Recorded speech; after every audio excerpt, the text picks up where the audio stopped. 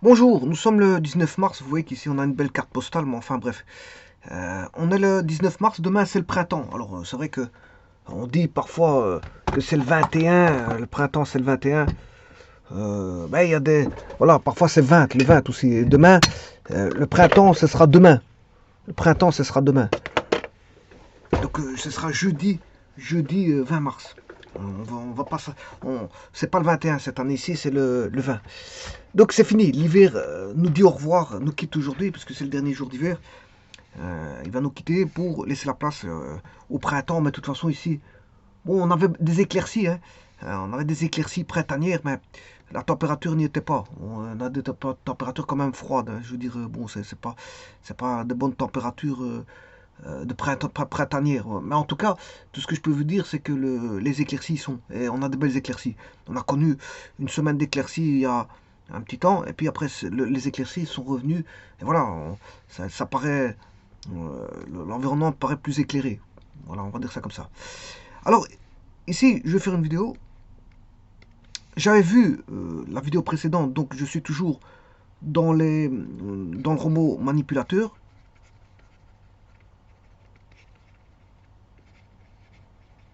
Alors, le robot manipulateur qui va exclusivement établir des mouvements. Alors, sachez que le robot manipulateur, il peut faire beaucoup de choses, hein.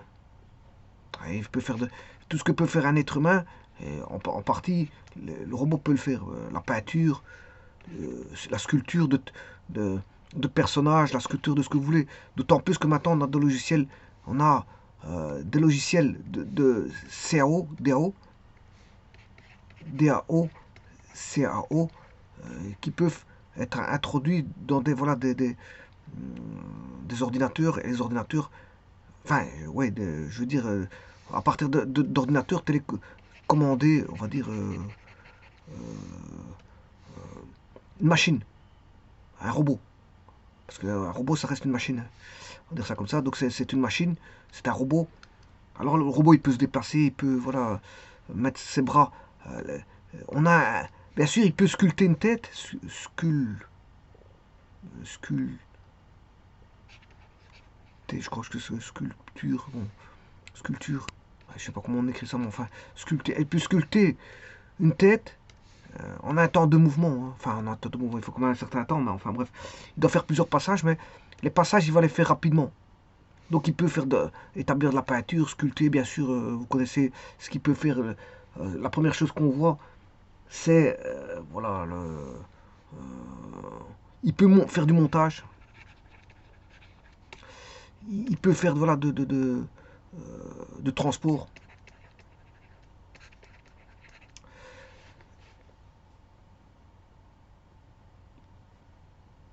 Et il peut faire d'innombrables travaux, hein. Le robot manipulateur, dès le moment où on le programme, il peut faire ce qui est demandé comme instruction dans la programmation. Et la programmation, bon, on peut programmer, je veux dire, à sculpter une tête d'une personne, ou voilà. Et donc il va être précis, rapide, précis, et il sera robuste. Il va travailler de manière robuste. Donc voilà. Mais le problème, encore faut-il programmer ce qu'il y a derrière, hein. Bon, je veux dire, c'est la programmation qui est derrière, ou le dessin qui est derrière. euh, c'est quelque chose aussi qu'il faut passer son temps. Donc il y aura un être humain derrière, hein. Il y aura un être humain derrière la programmation, derrière le dessin. Le dessin et parfois pour mettre aussi le robot en marche. Quand je dis en marche, c'est le tester, etc. etc.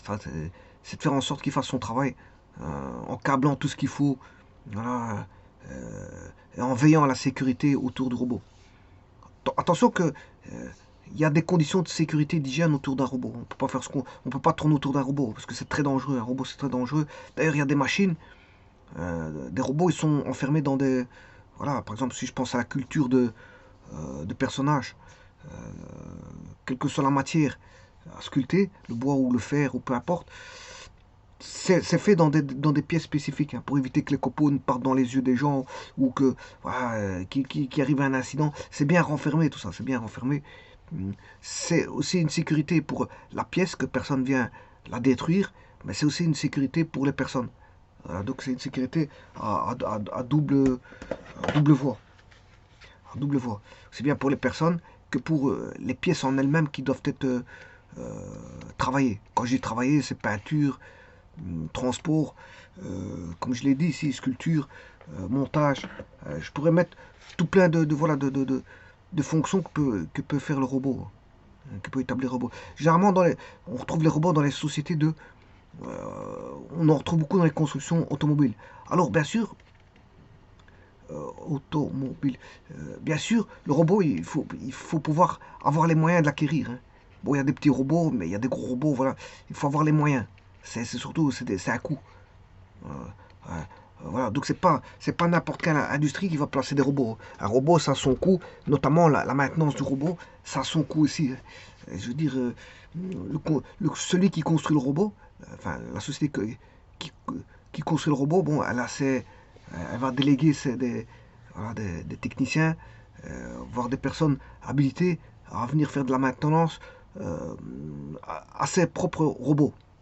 Donc, fabriqués par une usine de marque, de robots, et qui va déléguer, je veux dire, du personnel technique pour faire de la maintenance, pour réaliser de la maintenance, voilà, du suivi, voire du dépannage de robots. Et donc un robot, c'est coûteux, hein, aussi bien en réparation qu'en dépannage, comment on appelle ça, en entretien. Et donc, c'est pas n'importe quelle entreprise qui va voilà, faire l'acquisition de robots. L'acquisition de robots, bon, il faut avoir les moyens. C'est des grosses entreprises, notamment construction, dans la grosse construction. Je pense, grosse construction à grosse série, où l'entreprise a des gros moyens. Je pense, je veux dire, l'aviation, je pense à l'automobile, je pense à la construction navale, je pense voilà, à la construction mécanique, et ainsi de suite. C'est vrai qu'on ne le retrouve pas encore pas beaucoup dans les, comment on appelle ça, la construction d'habitation. Mais ça viendra. Ça viendra. On peut ramener un robot, voilà, voilà, qui monte des murs. Des robots qui montent des murs, c'est possible. Mais le tout, d'ailleurs, on peut le faire par imprimante 3D. C'est imprimante 3D, mais encore faut-il, je veux dire, il faut faire toute la programmation, voilà, voilà, de l'habitation avant de faire l'habitation. Donc il y a toujours des personnes derrière. Et donc une habitation peut être montée par des robots. Et donc le fait que ça se généralise, ben les habitations vaudront moins cher. Hein. Parce que c'est vrai que les habitations coûtent cher. C'est surtout ce qui coûte cher. On va dire c'est la plupart du temps ce qui coûte cher. Ben, qu'est-ce qui coûte cher dans une habitation? Ben, c'est la main d'œuvre. Ça c'est une chose. Mais c'est aussi les prix comment on appelle ça, le prix les prix des matériaux de construction, c'est le prix des matériaux de construction, c'est la main d'œuvre, bien sûr, parfois c'est la spéculation du terrain, et c'est aussi toute la paperasserie administrative dont il faut payer, je veux dire, l'architecte, si un architecte, il faut payer voilà, la TVA s'il y a des TVA diverses, et alors il y en a beaucoup, hein, parce que chaque fois que vous allez acheter quelque chose, il y a une TVA dessus. Les TVA diverses, c'est voilà, le notaire, voilà, le notaire, et bien sûr c'est le prêt bancaire. Donc il y a tout plein de choses qui viennent s'additionner voilà, à l'acquisition d'une habitation, et c'est c'est des couches qui s'ajoutent et qui font qu'une habitation coûte cher. Alors que bon, si on ramène un robot peut voilà, construire une habitation en un temps de mouvement, mais malgré tout il reste toujours des frais sur les à côté qui vont s'accumuler, notamment notaires, architectes et tout ce qui s'ensuit, qui vont venir sur les à côté, qui vont coûter voilà, un certain prix. Voilà, donc ça c'est le robot manipulateur. Donc le robot manipulateur permet d'innombrables choses. Alors, le robot manipulateur, bon, fonctionne surtout sur des mouvements, surtout avec des mouvements dans l'espace. C'est des mouvements dans l'espace. Bon, ici, je ne parle pas de construction de robots, hein, parce que la construction de robots, c'est autre chose. Ça, c'est toute l'électronique qui est derrière, avec de la régulation, avec voilà, des logiques. On peut avoir des logiques floues, etc., etc., etc. Voilà, avec voilà, des ordinateurs qui sont câblés robots, on peut les programmer à la guise de, voilà, de ce que le robot doit faire, et ainsi de suite. Et ainsi de suite. Donc je veux dire, le robot ici, ce que je vois ici, c'est pas voilà, euh, la partie, je veux dire, hardware ou software du robot manipulateur. C'est pas ça que je suis en train de voir. Je suis en train de voir juste, voilà, comment il va travailler.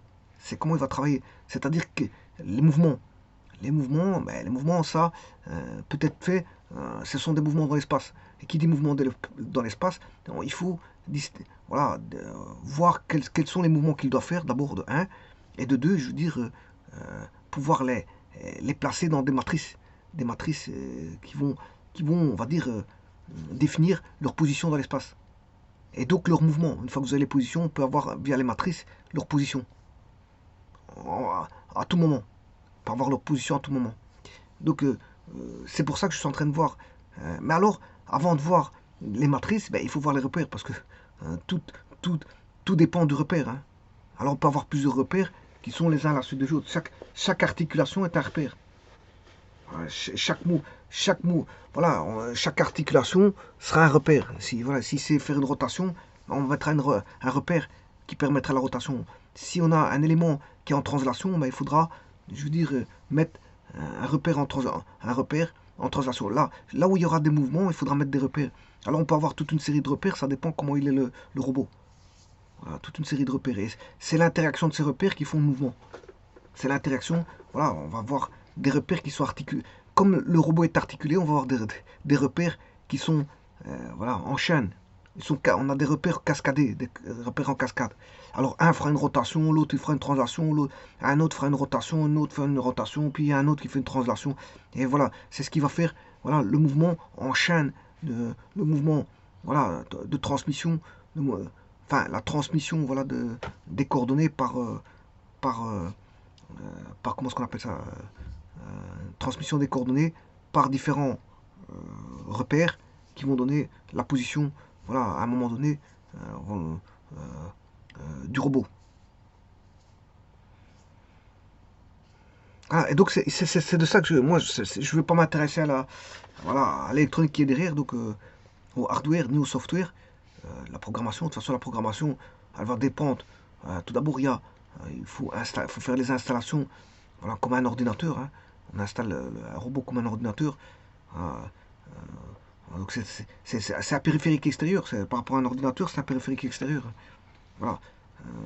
Alors on a. Alors le robot peut aussi. On peut avoir des robots qui voilà, dialoguent avec la machine. Donc lui-même, il est un ordinateur en soi. Soit on peut le commander, ou soit on peut lui mettre un ordinateur. Et voilà, il peut dialoguer avec un autre ordinateur. Donc voilà, on a des robots qui vont ne faire que répondre à des instructions par rapport à un ordinateur. Et il y a des robots qui peuvent aussi répondre. Là, bon, ça veut dire qu'il a un ordinateur centralisé. Ou si vous voulez, quand je dis ordinateur, c'est aussi, ça peut être, voilà, des cartes électroniques avec des mémoires et voilà, des processeurs. On va dire ça comme ça. Avec une carte mère, bien sûr. Probablement une carte mère avec. Il y a une carte mère avec voilà, des RAM, des ROM, voilà, des processeurs qui font que c'est un ordinateur quelque part en soi.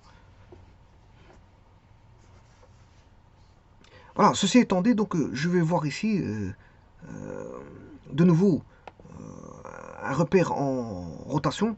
Mais avant toute chose, je vais juste faire un rappel de ce que j'avais vu précédemment parce que ça a à voir avec cette vidéo aussi. J'avais vu donc le repère, voilà, O1,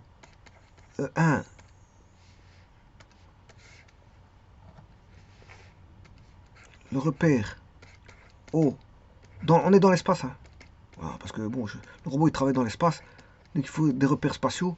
Donc je suis plus en 1D, 2D. 1D, 2D c'était pour expliquer que, voilà, les changements de repères et comment le faire en 3D. Si on comprend la 1D, si vous comprenez la 1D ou la 2D, vous comprendrez la 3D. C'est pour ça que je suis passé par la 1D et 2D, parce que les robots ils travaillent en 3D directement. Voilà. Et donc ici, je ferai un changement de repère R', toujours avec la même origine, mais de base E'1 E'2. Donc c'est un changement de base. Et le changement de base en repère rectangulaire n'est rien d'autre que, voilà, on va avoir une rotation ici. On va avoir une rotation de repère.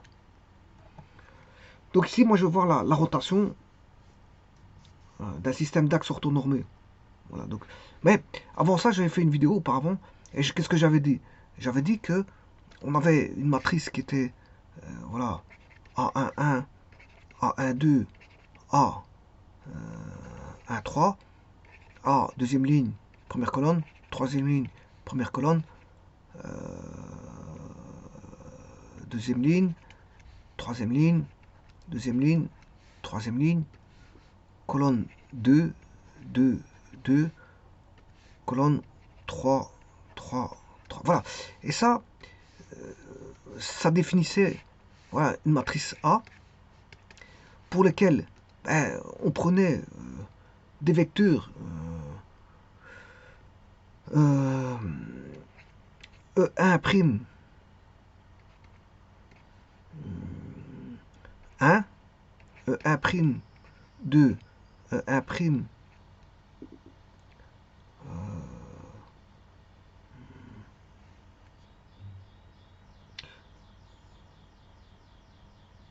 enfin ici ce que je voulais dire ici, c'est que ici le vecteur A11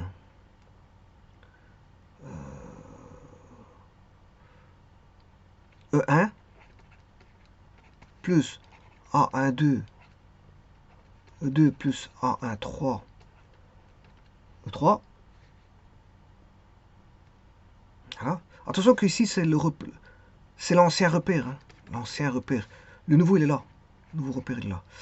Bon, ça c'était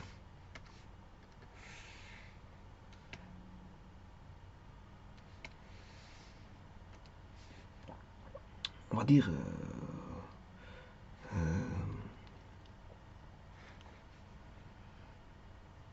un vecteur que je vais appeler F1. Celui-ci c'est avec F2 qui est A21 E1 plus A22 E2 plus A1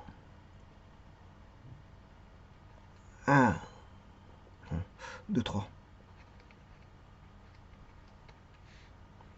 Et le vecteur F3 est égal à A31 E1 plus A32 E2 plus A33 E3. Bon, j'espère que je ne me suis pas trompé. 1, 1, 2, 1, 3, 2, 1, 2, 2, 2, 3 et 3, 1, 3, 2, 3, 3. Voilà. Et là, on a fait un changement de base pour adopter une nouvelle base qui est la nouvelle base qui est F1, F2, F3. La nouvelle base qui est, on va dire, F1, F2, F3. Ça, c'est la nouvelle base.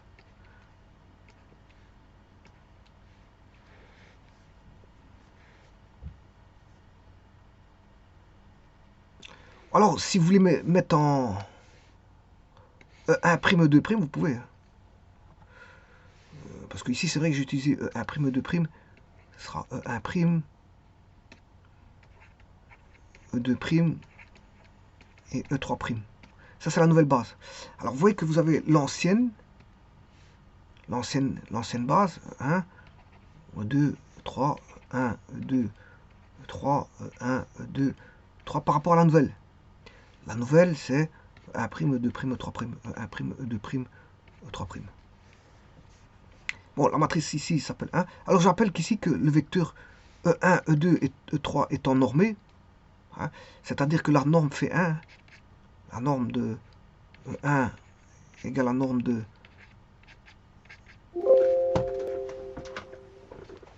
E2 égale la norme de E3 est égale à 1. Mais sache aussi que, voilà, E1 prime,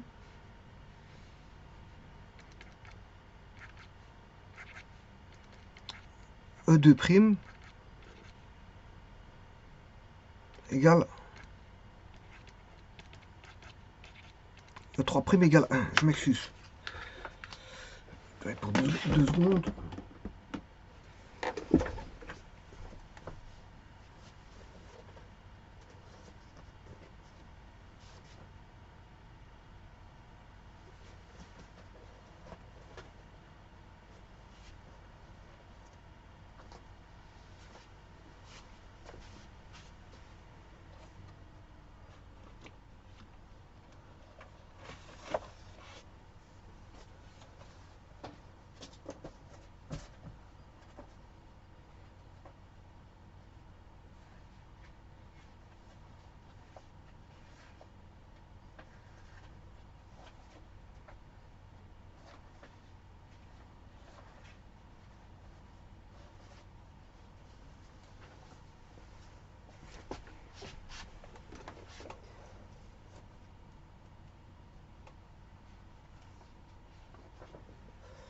Voilà, ça, je m'excuse.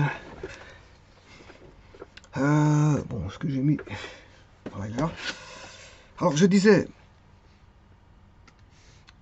Je m'excuse. Donc, j'avais E1 prime, E2 prime, E3 prime. Voilà, en module qui fait 1. Donc, ça, c'est le nouveau repère. Hein. E1 prime, E2 prime, E3 prime, c'est le nouveau repère. Le nouveau. Donc, ici, je l'appelais A. Pourquoi? Parce que, voilà, j'ai des A, I, J. Et donc, la matrice A, ben, c'est les A, I, J, tout simplement. Alors, qu'est-ce que j'avais dit auparavant dans la vidéo qui concernait ceci? J'avais dit que ben, la norme faisait 1. Donc, le produit scalaire faisait 1. Pour le produit scalaire, il faisait 1. En ligne et en colonne. Hein, parce que, voilà, il était... enfin, je m'excuse, pas le produit scalaire. C'est pas le produit scalaire. C'est la norme. La norme, c'est la norme que je voulais dire. La norme valait 1. Donc, c'est-à-dire que, aussi bien en ligne qu'en colonne. Aussi bien en ligne qu'en colonne. Aussi bien en ligne qu'en colonne, la norme fait 1. Alors, c'est-à-dire que à 1, dire que la norme fait 1, bon, je vais retirer ces 3.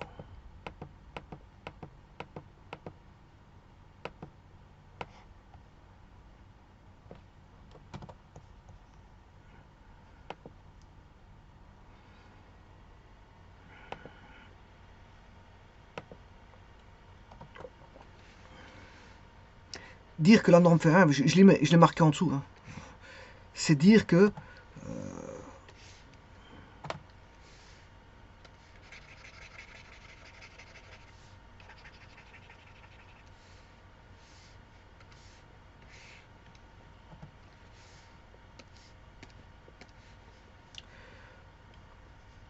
A11 au carré plus A12 au carré plus A13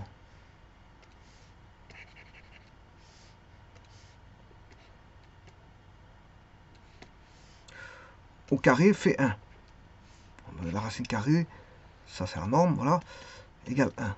Bon, maintenant si je retire ceci, j'aurai A12 au carré plus A13 au carré est égal à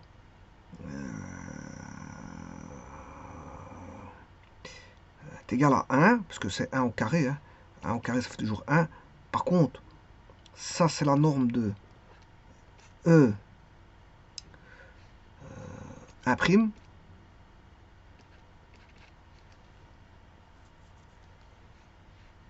Parce que je vous rappelle que E1 prime, c'est A11, A12, A13. Voilà. Vous reconnaissez E1 prime ici. Hein.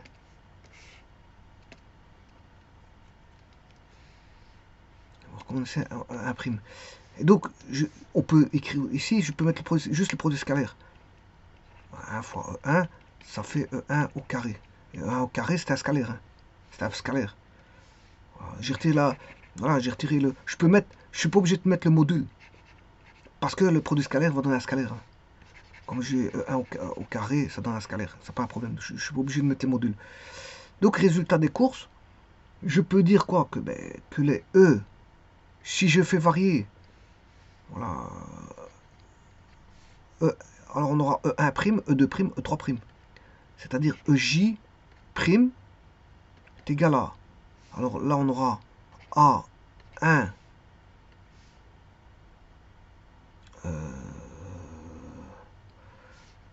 J plus A1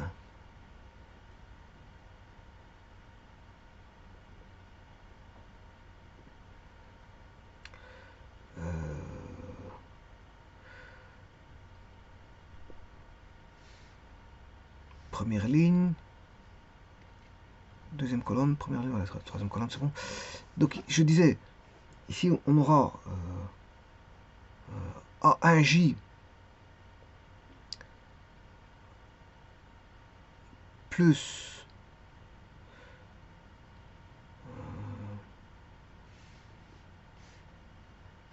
qu'est-ce qui va varier de 1 à 3? Oui, enfin bref, c'est pour vous dire qu'ici, j'ai pas envie de faire deux formules. Voilà, je peux mettre une formule, mais enfin bref. Le carré de celui-ci, plus le carré de celui-là, plus le carré de celui-là, ça fait 1. Voilà. Le carré, c'est parce que c'est normé, c'est juste pour ça. Carré de celui-ci, plus le carré de celui-là, plus le carré de celui-là, ça fait 1. Le carré de celui-là, plus le carré de celui-là, plus le carré de celui-là, ça fait 1. Le carré de celui-là, plus le carré de celui-là, plus le carré de celui-là, ça fait 1. Le carré de celui-là, plus le carré de celui-là, plus le carré de celui-là, ça fait 1. Le carré de celui-là, plus le carré de celui-là, plus le carré de celui-là, ça fait 1. Bon, ça c'est une chose. Donc, vous voyez que on a chaque ligne et chaque colonne, voilà, on a des vecteurs normés comme ceci et comme ceci. Bon. Ça c'est une chose. La seconde chose, c'est que si je fais le produit scalaire, voilà, de ces trois-là, ça fera 0. Pourquoi? Parce qu'on a des vecteurs perpendiculaires entre eux. Donc si je fais les EI fois les EJ, ben, ça fera 0. Voilà, c'est normal. Je l'ai vu dans la vidéo précédente. Hein. Dans la vidéo précédente, j'ai vu que les produits scalaires faisaient 0. Et dès le moment où vous avez ça, ben, ça répond à on a une matrice orthogonale. Et justement, une matrice orthogonale, c'est ça. C'est les produits scalaires qui vaut 0 et les normes qui font 1, en ligne et en colonne. Donc, une matrice orthogonale,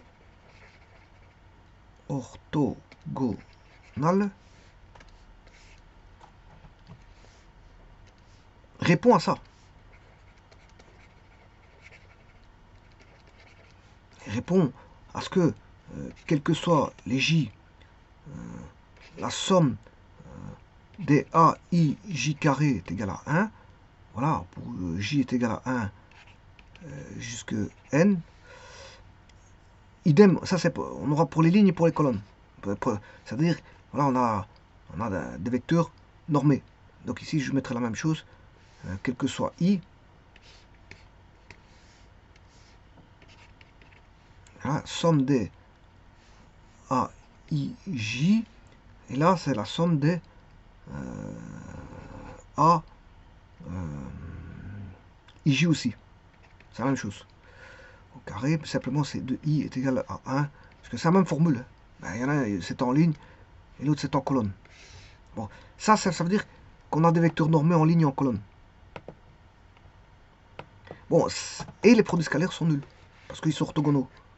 On a des matrices orthogonales. Hein. On a un repère 3D, on change le repère 3D. Voilà, il reste orthogonal. Hein. Et donc les produits, là, pour avoir l'orthogonalité, il suffit ces conditions d'orthogonalité, produit scalaire est égal à 0. Donc ici, je dois juste mettre que on a la somme des A, I, K A, I, J, avec quel que soit K, virgule, J. Alors ici, c'est le... si je mets KJ, je vais avoir I égale à 1 jusqu'à N. AIK, AIJ égale 0. Bon. Produit scalaire, en ligne et en colonne. Hein. Si vous faites le produit scalaire comme ceci, ça fait 0. Ça, je le fais en ligne. Si vous faites en ligne le produit scalaire, ça fait 0. Mais si vous faites en colonne, ça fera aussi 0. C'est ça, ça répond à une matrice orthogonale. Et donc là, on aura la somme des, on va dire des I, IK, ouais, IK, somme des, on va dire, A, I, J, A, K, J, avec J égale à 1 jusqu'à N.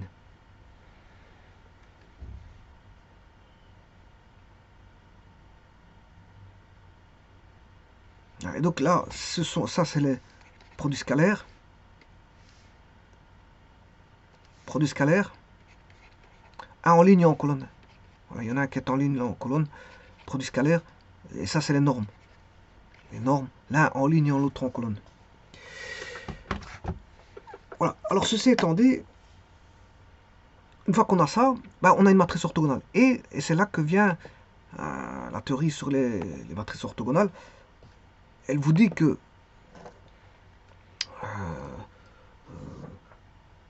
si pour une matrice orthogonale, c'est-à-dire telle que la matrice A ici, bon tout ça j'ai vu, hein, c'est un rappel, c'est pour ça que je vais vite.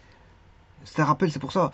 C'est pas ça que je vais voir, donc je vais voir un petit peu autre chose, mais voilà. C'est la même chose, mais vu autrement. C'est ça que je vais voir. Donc on va dire que pour une matrice orthogonale, la transposée de la matrice A fois A est égale à l'identité. Ce qui veut dire, ça c'est pour une matrice orthogonale.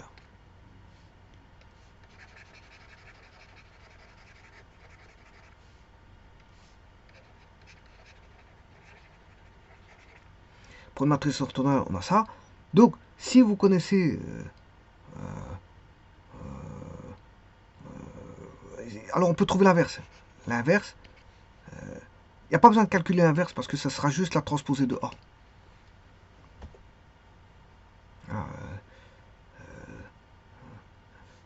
Parce que vous le voyez ici, hein, la propriété. Si on a transposé de A fois A qui fait I, qu'est-ce qui donne? Voilà, on a A fois A moins 1 égale I. Donc d'office, on peut conclure que A moins 1 égale transposé de A. Bon, ce qu'on a pour une matrice orthogonale, c'est ça. Hein. Enfin, c'est les deux, vous allez me dire, ouais, c'est les deux, mais ça, on n'a pas pour toutes les matrices. Hein. Voilà, c'est exceptionnel aux matrices orthogonales. Voilà, TA fois A est égal à I, c'est pour les matrices orthogonales. Donc à ce moment-là, pour avoir l'inverse, c'est facile. Il suffit de transposer la matrice A. Vous la connaissez, vous avez voilà, la matrice inverse.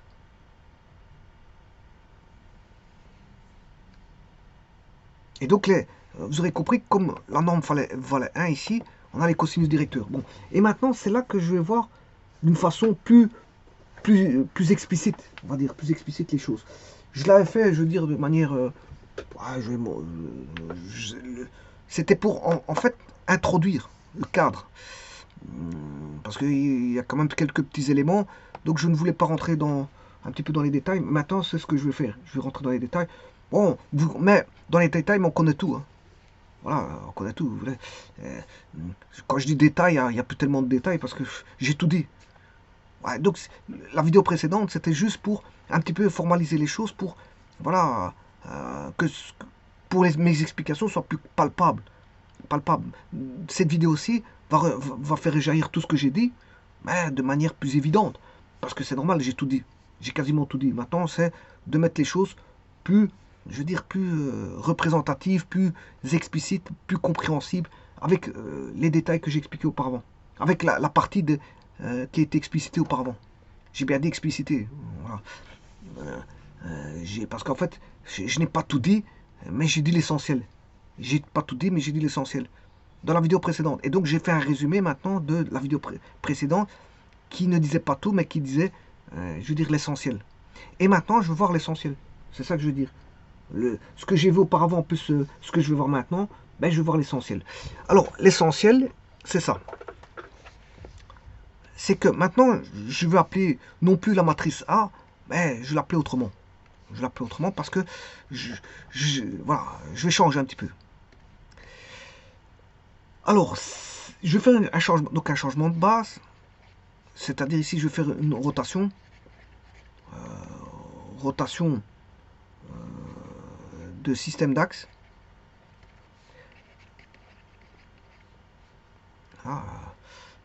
Rotation d'un système d'axe. Avec des vecteurs normés. Voilà. Et il est, comment on appelle ça, orthonormé. Orthonormé. Alors, je vais prendre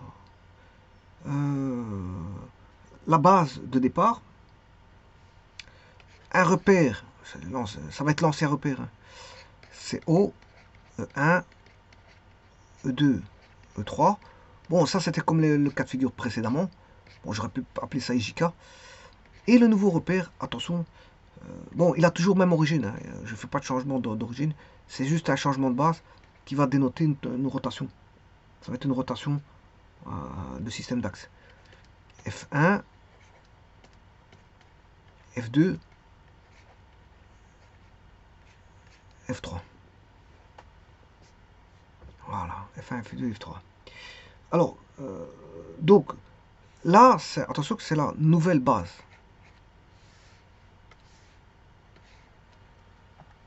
Ici, c'est la nouvelle base.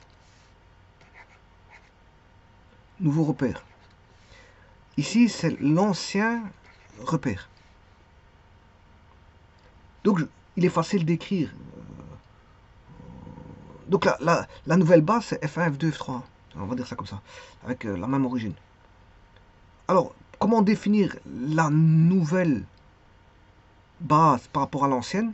Ben, ce sera le vecteur F1, F2, F3. Alors ici, je vais mettre des F. Alors vous vous rappelez que j'avais mis des A auparavant. Ici, je vais mettre des F. Ça va être une matrice F et non plus A. On va dire ça comme ça. Alors on a F1, 1 plus F1, 2, E2 plus F1, 3, 3, F 2, 1, F 3, 1, E1, E2, E3, F 3, 2, F 2, 2, E2, plus F 2, 3, F 3, 3, E3, E3. Voilà. Ça, c'est le point de départ, c'est la transformation, je veux dire, de base. On fait un changement de base. Et donc, par là même, une rotation. Ce qui veut dire que ceci, je peux l'écrire comment?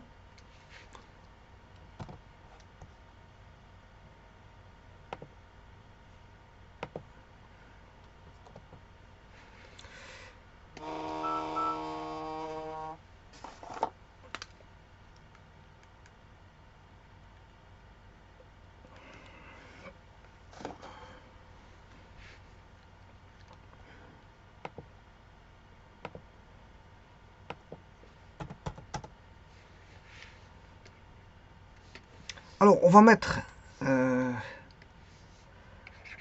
F1, F2, F3 dans une matrice. Voilà. Je vais mettre E1, E2, E3 dans une matrice aussi. Et faire une multiplication matricielle. Voir ça comme une multiplication matricielle. Et comme ça, je peux traiter une certaine matrice qui est la matrice, vous allez voir dans un petit instant, qui est F1, F1, F1, Bon, c'est la fameuse matrice que je vais vous montrer tout à l'heure avec les A. Voilà, c'est la fameuse matrice ici. F2, 1, F3, 1. Simplement, ici, je l'appelle F.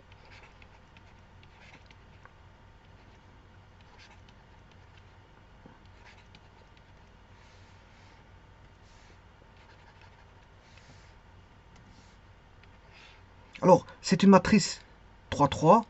Hein. C'est une 3 fois 3. La multiplication est possible parce qu'ici, on a une 3 fois 1. Elle est possible. Hein. Voilà, 3 fois 1. Et le résultat, ben, c'est une 3 fois 1. Donc, on a bien une 3 fois 1 ici. Voilà, la multiplication donne ceci. Et alors, pour, c'est-à-dire,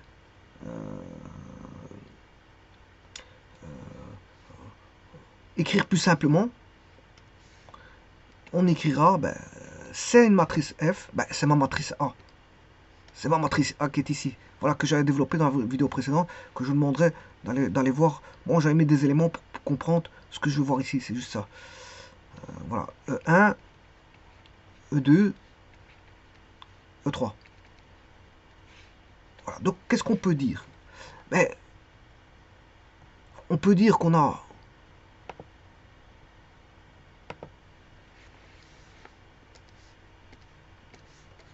F1, F2, F3 est donné par une transformation d'une matrice F des composantes E1, E2, E3.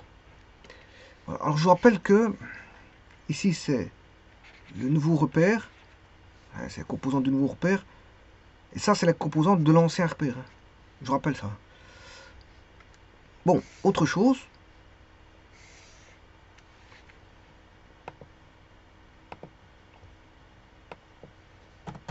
Que la matrice F, vous la connaissez, c'est la matrice A de tout à l'heure. Et tout ce que j'ai dit sur la matrice A est vrai pour la matrice F.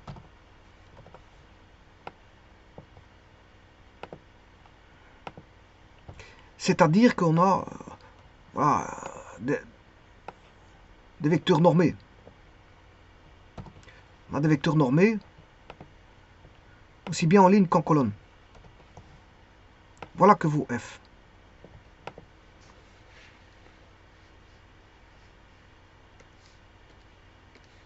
Voilà que vaut F.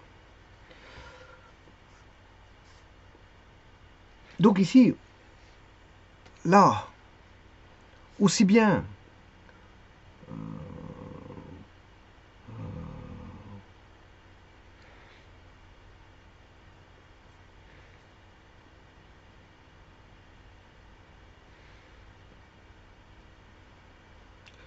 ici, on a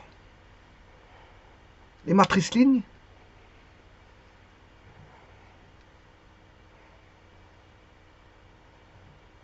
Voilà, les matrices lignes.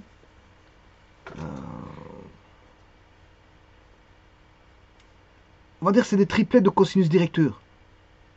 Des nouveaux vecteurs, bien sûr, de base.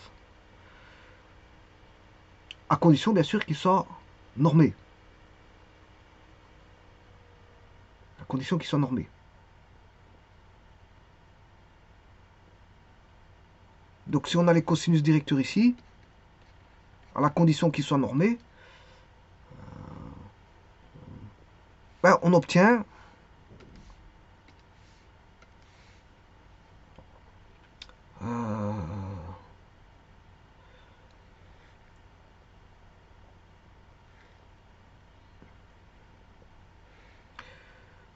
x, vecteur x, est égal à x1 E1 plus x2 E2 plus x3 E3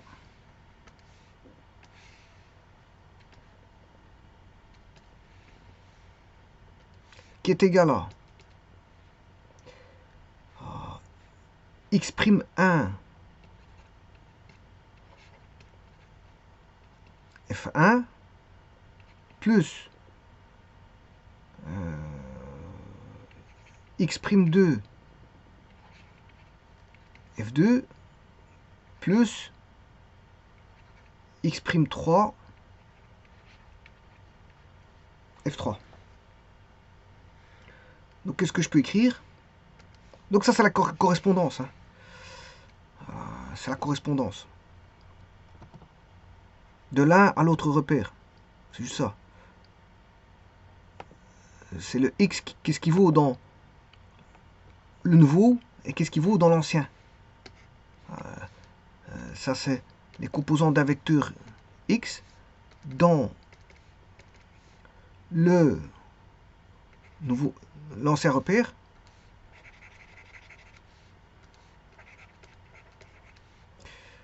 Et là, c'est les composantes de X dans le nouveau repère.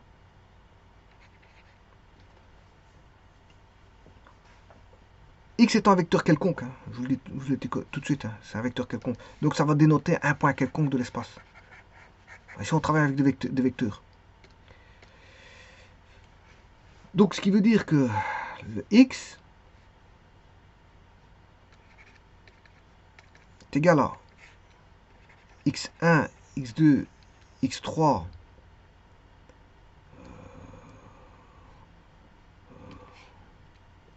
ici je dois avoir 1, 2, 3. J'ai un vecteur, donc ici c'est 3 lignes, une colonne. Il me faudrait une matrice écrite comme ceci, en horizontal. Donc il me faudrait une.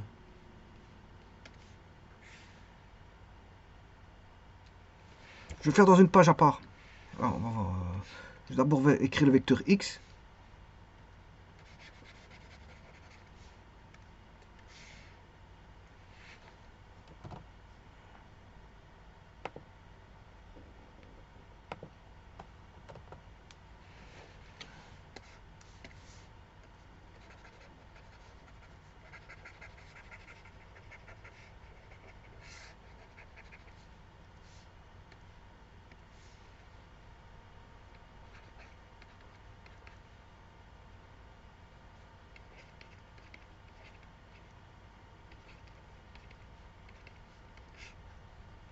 Alors ça c'est une 3 lignes, une colonne.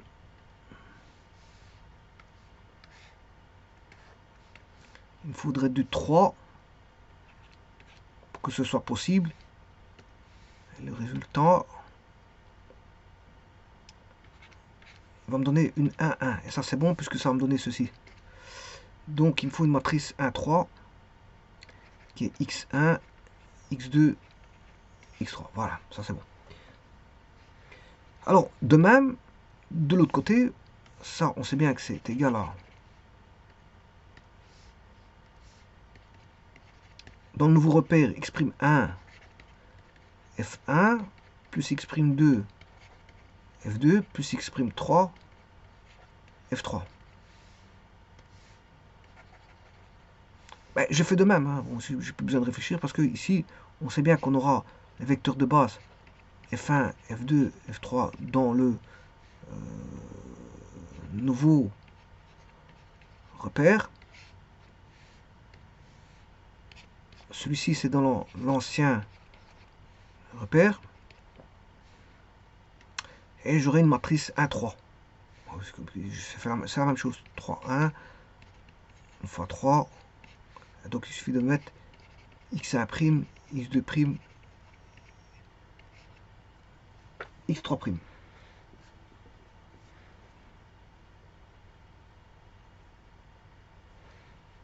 Voilà. Alors maintenant, F1, F2, F3, je connais la matrice de transformation. Je connais la matrice de transformation. Donc, je vais écrire cette matrice de transformation.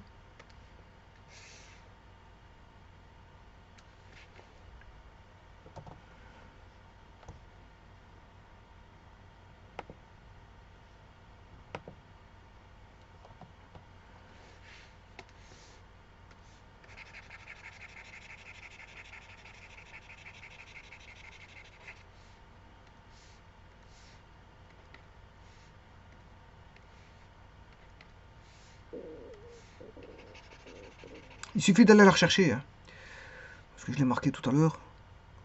Elle est là. Je vous rappelle ceci.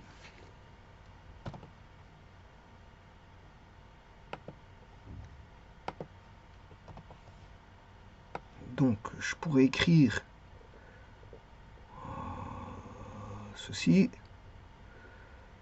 Comme on a ceci.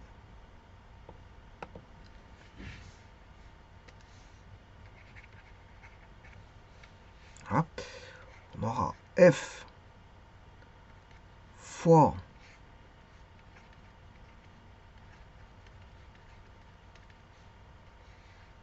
voilà. Alors le F, ça n'a rien à voir. Hein. Bon, c'est une petite remarque que je fais sur la côté. Ça, je vais l'encadrer.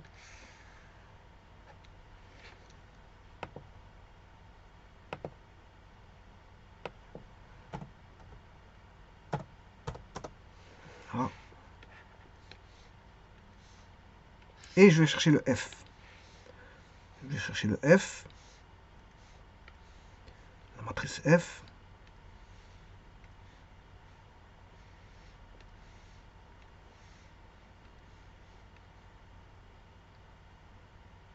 C'est ça. Bon, à mon avis, je devrais la réécrire. Bon, je vais regarder si... Non. Ouais, je vais la réécrire. C'est pas un problème.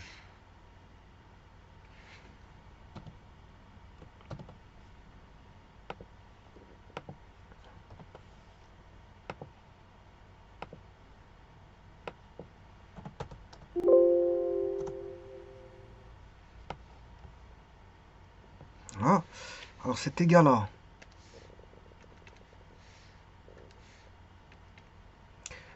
F11, F12, F13,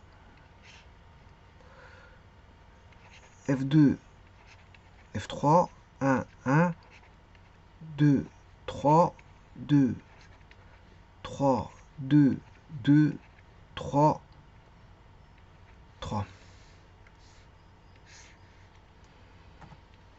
Je multiplie par E1, E2, E3.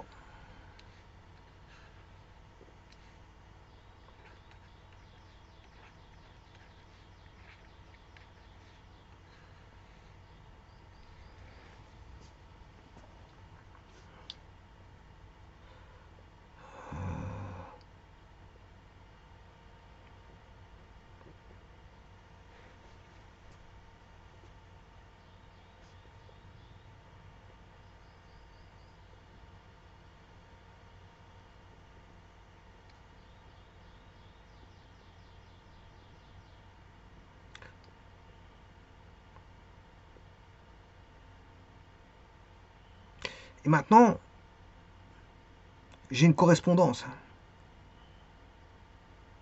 J'ai une correspondance.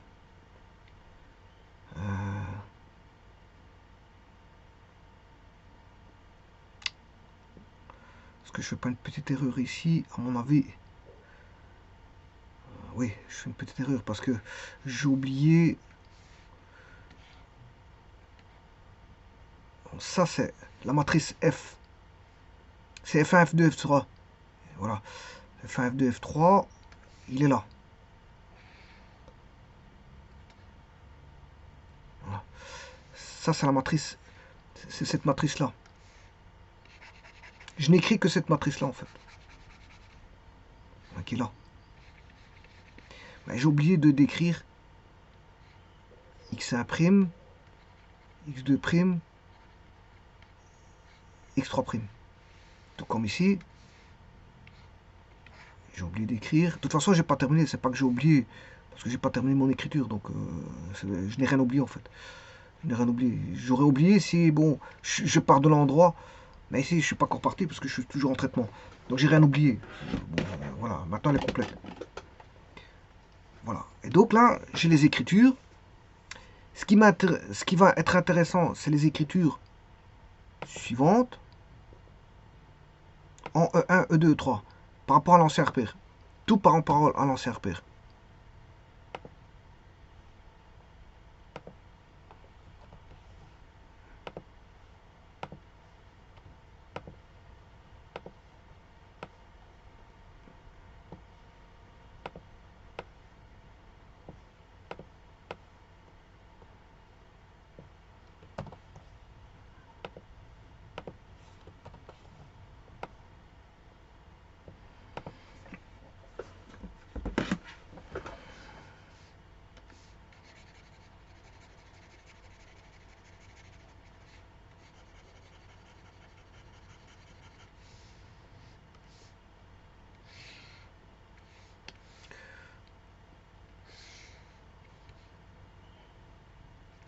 Voilà. Et maintenant, j'ai tout par rapport à l'ancien repère.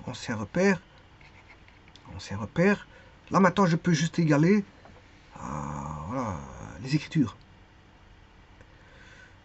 Alors,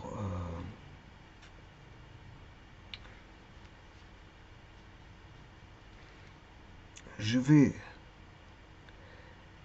écrire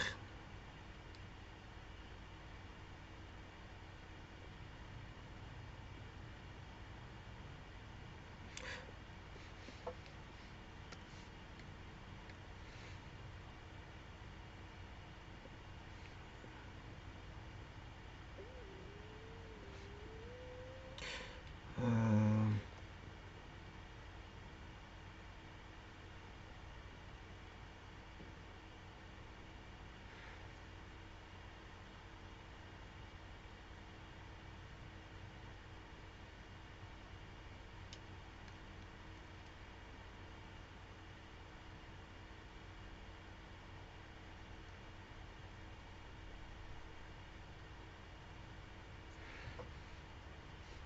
donc ici, j'aurai x1, x2, x3. Bon, je ne mets plus le x ici. On sait bien que c'est une position et qui correspond à un point.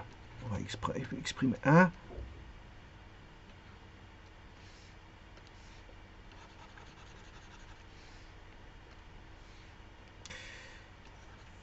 Exprime 2,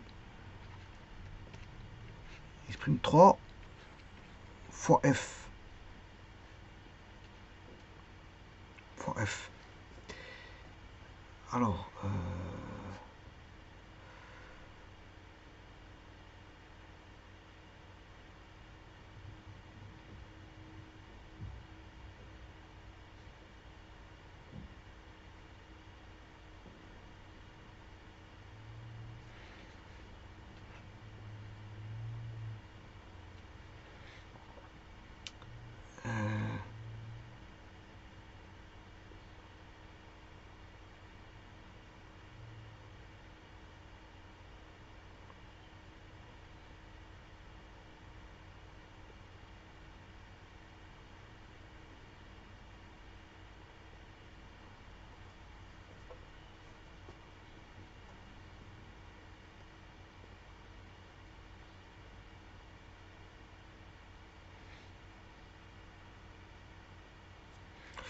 bon, j'étais un peu trop vite.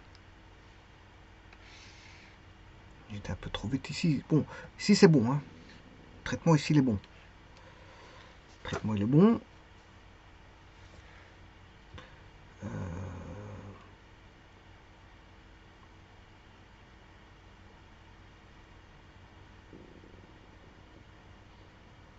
Si maintenant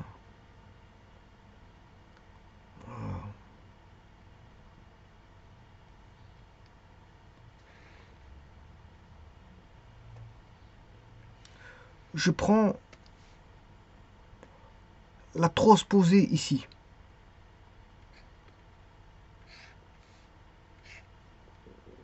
et donc la transposée de l'autre côté,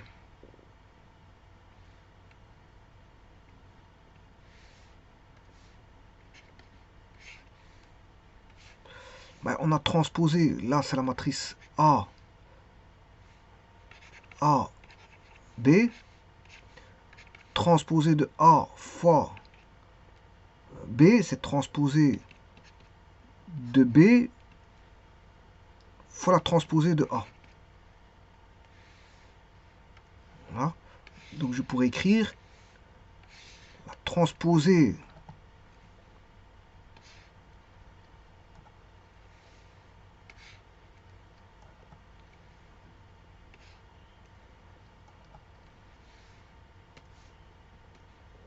on va voir la transposée de B fois A. Donc on aura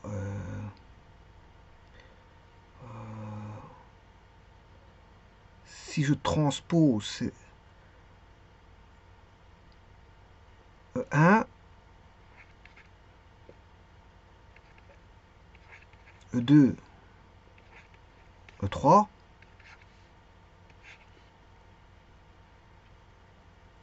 X1,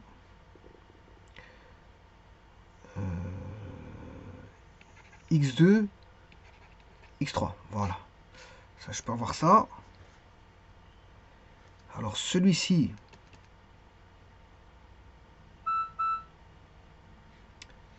je vais avoir la transposée de celle-ci.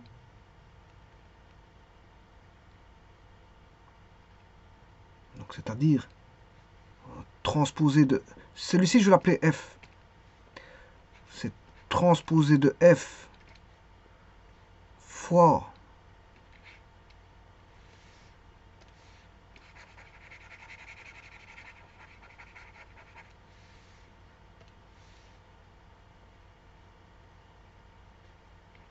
x1', x2', x3',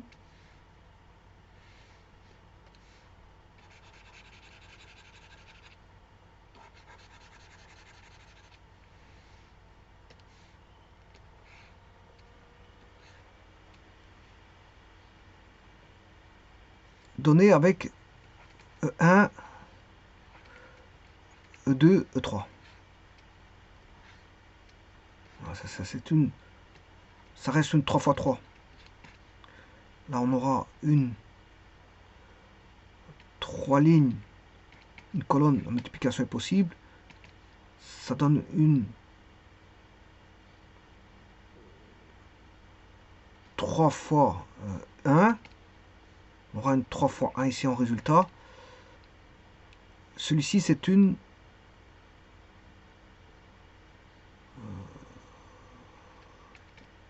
3 fois 1.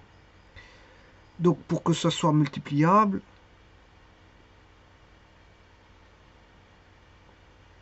je dois remettre en E1, E2, E3 comme de l'autre côté.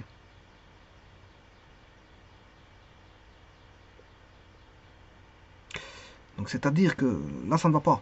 Parce que, bon, ici, c'est pas un problème. J'ai une 3 fois, une fois 3, une ligne, 3 colonnes. Ici, c'est 3 lignes, une colonne. Donc ça, c'est bon.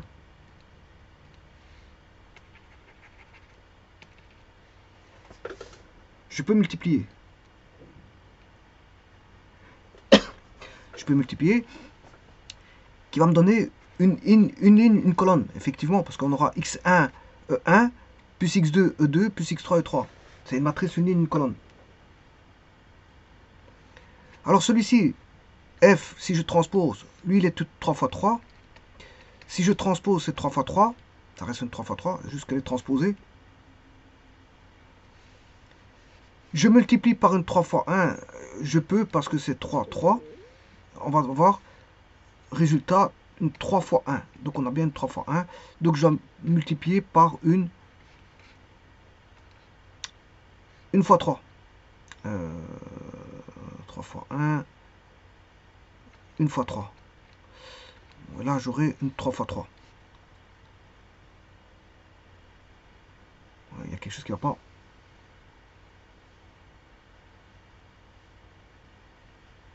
Trois lignes, une colonne. 3 lignes, 3 colonnes.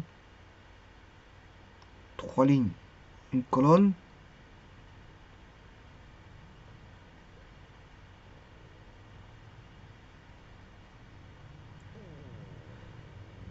3 fois 3 n'est pas égal à une fois 1.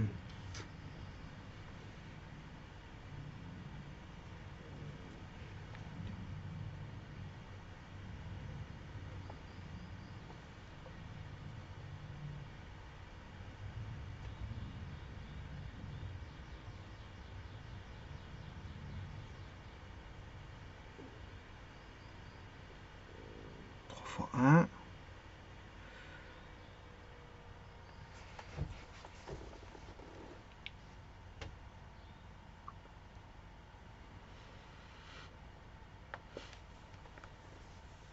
Une fois 3.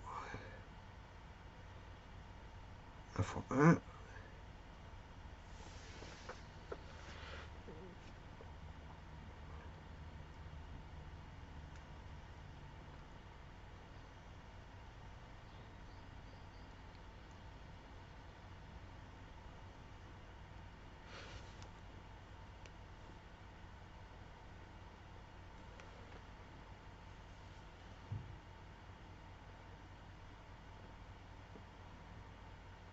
Bon, de toute façon, ici, j'ai quand même une 3 fois 1 ici.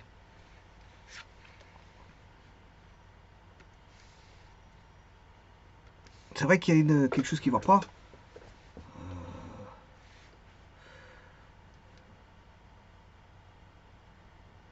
Ouais, c'est parce qu'en fait, ma transposition, j'ai transposé que bon, ces deux-là et ces deux-là.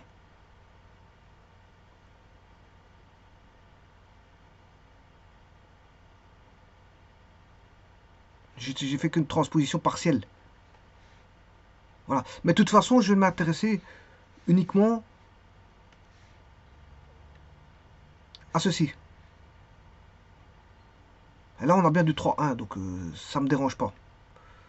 On a du 3-1. On obtient bien du 3-1.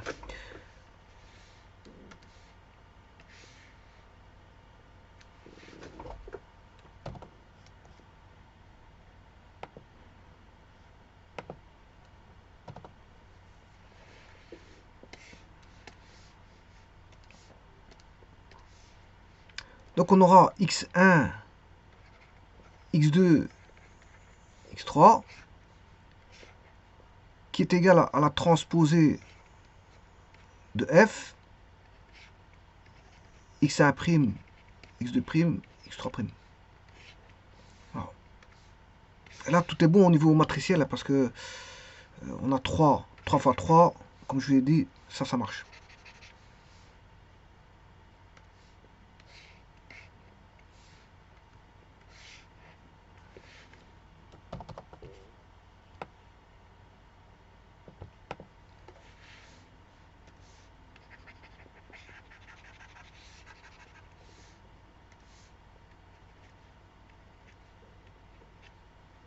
Là, on a du 3 fois 1, 3 fois 3, 3 fois 1, c'est possible de multiplier. Et là, on a du 3-1, donc ça donne bien du 3-1. Donc ici, c'est bon.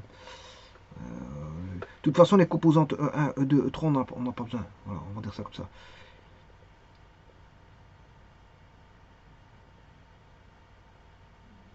Alors, si je vous ai dit que si F1, F2,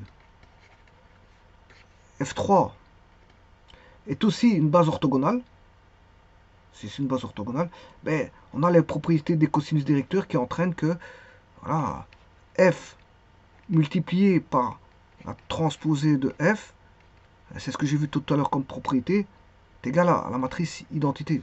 C'est ce que j'ai vu ici.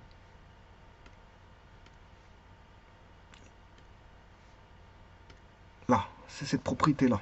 Ben, j'ai manipulé le A plutôt que le F. On va dire ça comme ça. Donc, euh, mais c'est aussi que TF fois F égale I. Hein. Donc là, vous avez F fois F moins 1 est égal à moins 1 fois F est égal à I. Je rappelle que I, c'est la matrice identité 3-3. Donc c'est 1, 0, 0, 0, 1, 0, 0, 0, 1. Voilà. Donc c'est-à-dire que F fois TF est égal à TF fois F est égal à 1, 0, 0, 0, 1, 0, 0, 0, 1. C'est ça que ça veut dire. Hein.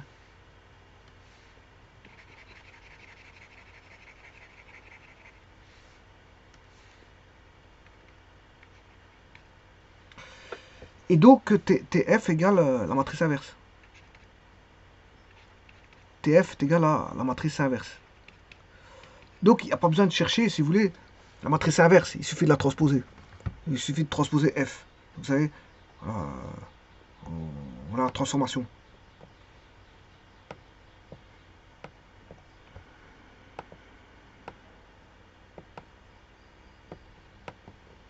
J'ai la transformation. Et donc, une telle matrice, comme j'ai dit, les propriétés quand on a ça, c'est une matrice orthogonale. Pourquoi? Ben, ces lignes, à ce moment-là, ces lignes comme ces colonnes sont normées et orthogonales, 2 à 2. C'est ce que j'ai dit au départ. D'ailleurs, c'est pour ça que j'ai fait la vidéo précédente. C'est bon, voilà, là on aura la définition d'une matrice orthogonale. C'est aussi bien ligne que colonne. Hein. Là, c'est aussi bien ligne que colonne. En, voilà, en, en norme. En norme, c'est aussi bien ligne que colonne. Et en produit scalaire, c'est aussi bien en ligne qu'en colonne. Voilà.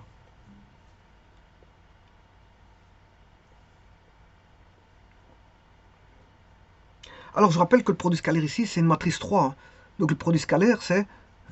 si vous faites un produit scalaire en matrice, avec une matrice 3, ben, vous allez avoir, comme on a 3 composantes EI, il faut faire, bien sûr,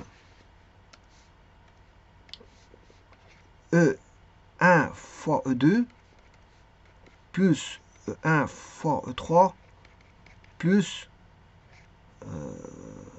2 fois E3. Voilà, le produit scalaire, ce sera ça.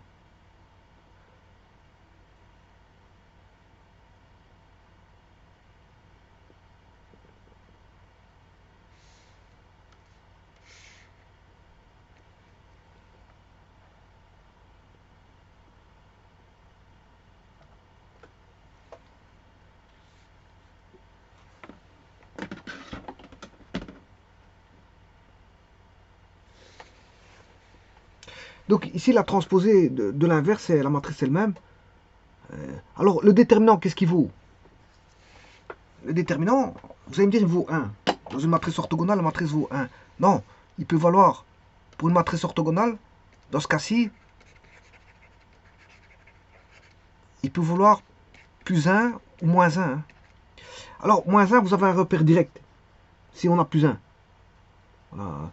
Si le nouveau trièdre de référence est un ROD, voilà, on a plus 1. C'est-à-dire ce qu'on appelle un repère, en mathématiques, c'est ce qu'on appelle un repère droitier. Repère objet orthonormé direct. C'est-à-dire que vous allez tourner le I vers le J, vous allez obtenir le K qui monte. Voilà, c'est la règle du tire-bouchon, qui s'applique aussi en maths, ou le petit bonhomme d'ampère qui s'applique en électricité. Voilà, donc un ROD, c'est un repère droitier. S'il n'est pas droitier, il vaudra moins 1. Donc c'est la raison pour laquelle on peut avoir plus 1 ou moins 1. Dans le nouveau trièdre de référence, bien sûr, par rapport à la matrice qu'on calcule.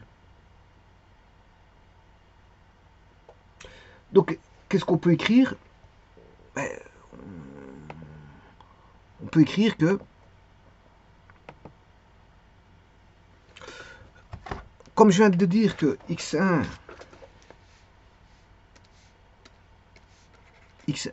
x2, x3 est égal à tf fois x1', x2', x3', je peux aussi écrire que c'est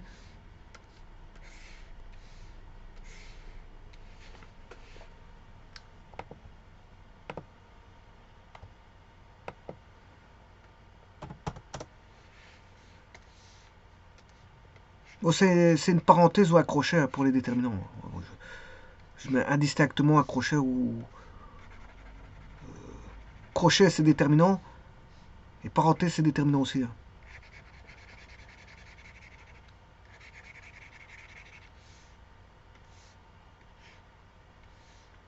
x1, x2, x3 est égal à t-1, f-1, je m'excuse, f-1 fois x1, x2, x3, prime. Et donc là, vous avez tout. Vous avez tout. Parce que, et on aura x1', x2', x3' est égal à f de x1, x2, x3.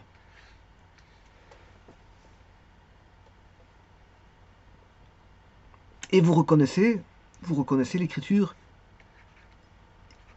x' est égal à lambda x, ce qu'on retrouve en changement de base, pour la 1D.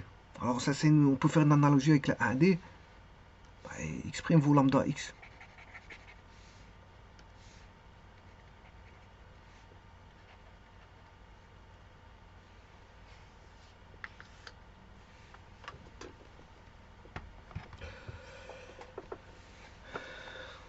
Et donc l'autre c'est l'inverse, hein, c'est 1 sur lambda.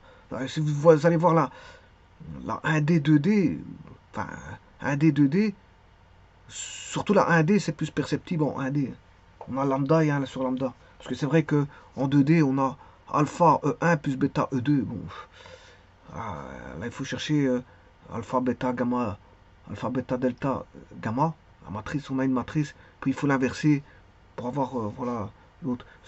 Tout s'obtient par inverse, mais inversion de matrice en 2D et en 3D. 2D, 3D, c'est des inversions matricielles. Par contre, en 1D, c'est directement, on va dire, comment on appelle ça, l'homothétie. En 1D, c'est de l'homothétie.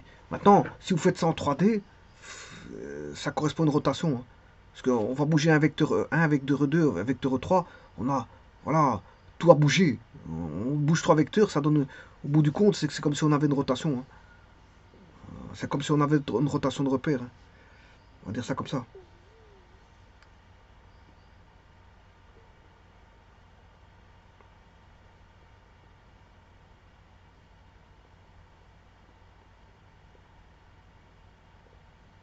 Tout a bougé au niveau des composantes. Aussi bien en E1, E2, E3. E3, tout a bougé. Donc le point, c'est comme s'il avait fait subir une rotation par rapport à l'origine.